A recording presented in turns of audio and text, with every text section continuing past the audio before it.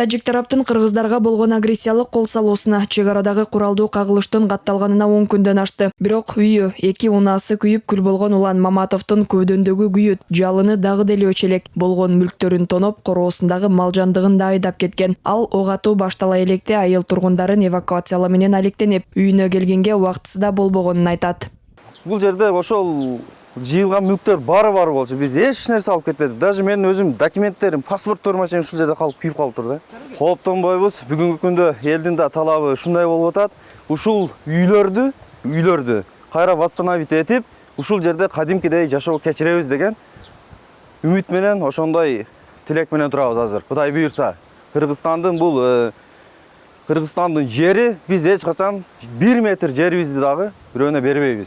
Жаңжалдын чыгышына себеп болгон головной суу бөлүштүрүүчү жайды тажик тарап тартып алыптыр деген сөздү угуп, коргоо үчүн куралсыз келген бир нече жай тургундар да каза тапты. Алардын арасында 12 жаштагы кыз да болгон. Мамлекет тарабынан маркумдардын жакындарына Баткен шаарынан 4 бөлмөлүү үй куруу пландалган. Учурда курулуш иштери башталып, жергиликтүү бийлик 2 гектар жер бөлүп берди. Эми балам ордун толтура албайт эми. Буну эми жоготтук аны. Эми буну толтуруш өтө кыйын, өтө кайгыруу менен турабыз, эми мүмкүнчүлүгү жок.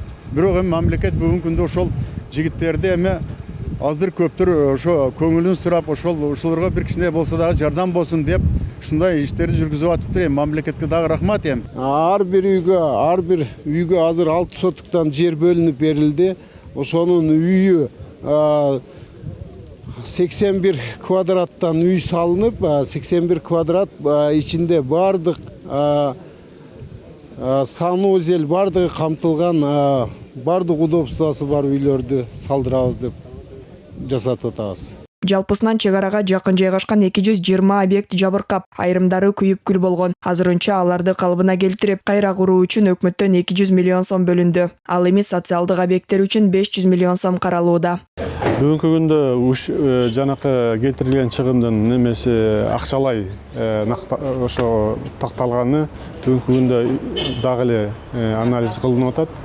Азыркы кезде жарандык коргоонун кызматтары бүгүнкү күндө жерлеринде иш алып барылышып, анан ошонун негизинде жакын арада ошо толук ошо акча каражатына болгон ошондой айландырганда канча акча каражатына чыгым болгондугу боюнча так маалымат берилет да. Кыргыз-тажик чек арасындагы куралдуу кагылыштан жабыркагандарга жардам берүү максатында ачылган атайын эсепке 66 миллион сомдон ашык каражат чогулду. Экономика жана финансы министрлиги билдиргендей, чогулган акчанын 60 миллионго жакыны өкмөттүн Баткендеги өкүлчүлүгү ачкан атайын эсепке түшкөн. Бул каражаттар ыктыярчы жарандар, уюмдар тарабынан берилүүдө. Мындан тышкары бир катар мекемелердин кызматкерлери бир күндүк айлыгын да которгон.